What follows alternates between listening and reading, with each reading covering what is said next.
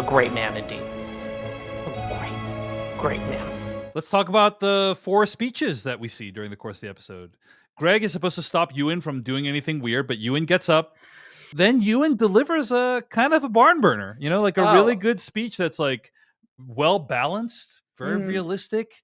I actually think does honor to Logan and his legacy, is realistic about Logan's legacy. I thought Ewan's speech was great. As I was watching it, I was like, I can't wait to rewatch this. I was like, so many sentences that he was saying were just like landing so well. It again felt almost like it's a structure that you recognize of like opening statement, hyper specific childhood story, connect it to the bigger picture, but like it was very, very effectively written. That was one of my little like internal fist pumping moments, because I was like, oh, he's saying the stuff out loud that no one wants to say about Logan and why he acted the way that he acted because of this like awful abuse that he endured emotionally and physically. And I really loved seeing the kids have to internalize that. It was like a giant therapy session almost, but like happening in the most dramatic and live streamed way possible.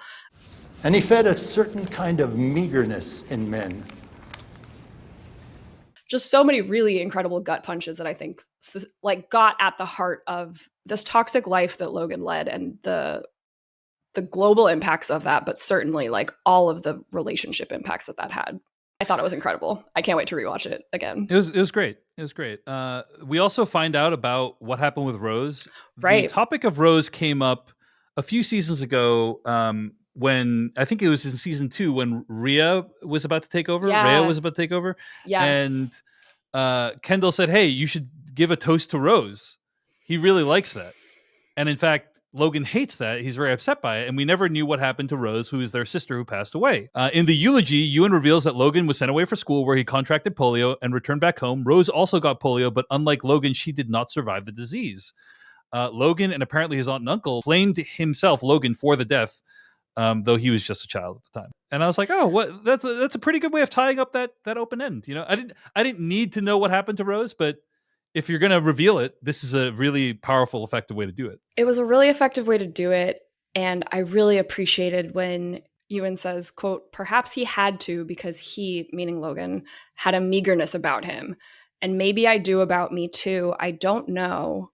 I try. I don't know when, but sometime he decided not to try anymore. Like that's Kendall to me, right? Like Kendall has been trying since episode 1 to somehow transcend his father, to somehow transcend that meagerness that Logan offers to him, that cruelty that like Logan was even like Logan hit one of Kendall's own kids at some point, right? Like the physical abuse was already, as Kendall said yesterday, like sometimes, what did he say? Sometimes maybe the poison seeps through. It made it extra painful when for the rest of the episode, we see Kendall also seem to make that decision to not try anymore to reach for that goodness. You can come, but it won't be a collaboration, okay? You'll be my dog, but the scraps from the table will be millions.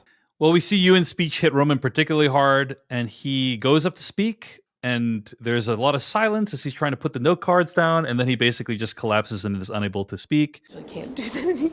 I can't. I tried to take it. I can't.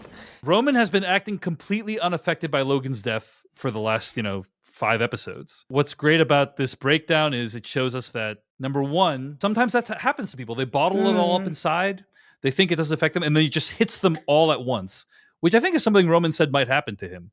But it just hits them all at once, and it completely destroys them. At the end of the day, it reminds us that we're just watching a kid miss his dad. I cried along with him. That it got me again. The posturing that Roman has been doing for the last 5 days was also very believable. And like even we discussed in the episode where Logan died itself, how he was the one kid who had that like, well, we don't know. Don't say that he's dead if we don't actually know. Like he immediately went into like Schrodinger's box territory of like, until I know for a fact that my dad's dead, I'm not going to start processing the fact that he's dead.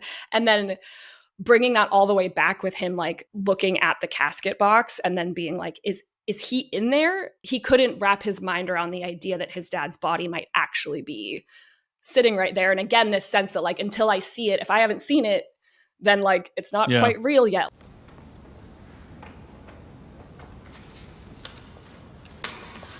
It felt very real that Ewan's speech was so effective. And as you said, very balanced and honestly like truthful. Like he was really speaking from his heart and from decades of reflection on the abuse that he endured, the abuse that Logan endured, and like the effect that that had, right? And like that came out very clearly. Whereas Roman's prepared talk was obviously words that sounded good that Roman at the time thought he could easily say with confidence. And by the time that he heard those words from his uncle, I think that he knew that he could no longer say any of that stuff and mean it. He's dealing with this loss in a way that he has not mourned, he has not grieved it adequately. Yeah. You know? Last episode, we saw how Roman could so effectively embody Logan. And I think that this episode was showing us that that is not actually sustainable for Roman. Mm-hmm. Sorry. It's okay. Oh, Steven, sorry. You guys have a pen? Kendall gets up there. He gives a speech as well. It's like fairly standard. And yeah, it's about how like Logan was able to make things happen.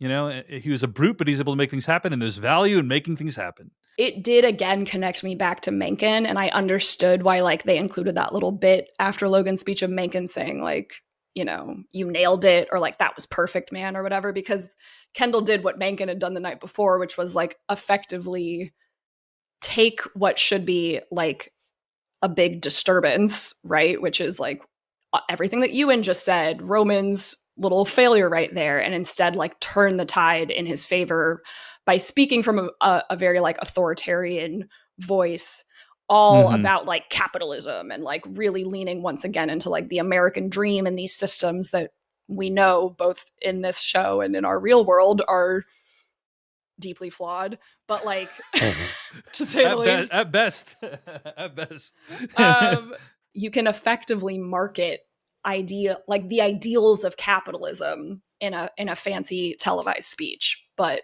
the reality we know is very different. Shiv takes her own turn at a eulogy, closing things out in the live stream with a comment on Logan's treatment of women. It was hard to be his daughter. The speeches reflect the siblings' very complicated, challenging relationships with Logan. Yeah. Each in their own way. Shiv talking about how like when Logan paid attention to you, when he shone his light upon you, it was wonderful. And when he didn't, it could be very, very cold and brutal. And that really resonated a lot. I liked that Shiv's speech connected back to Ewan's a little bit too, exactly with that line about the warmth. Ewan says you can get a little high, a little mighty when you're warm. And I think that is, again, exactly what we've seen unfold over the last 4 seasons, is the way that each of the kids shines a little bit when Logan decides to keep them in his favor.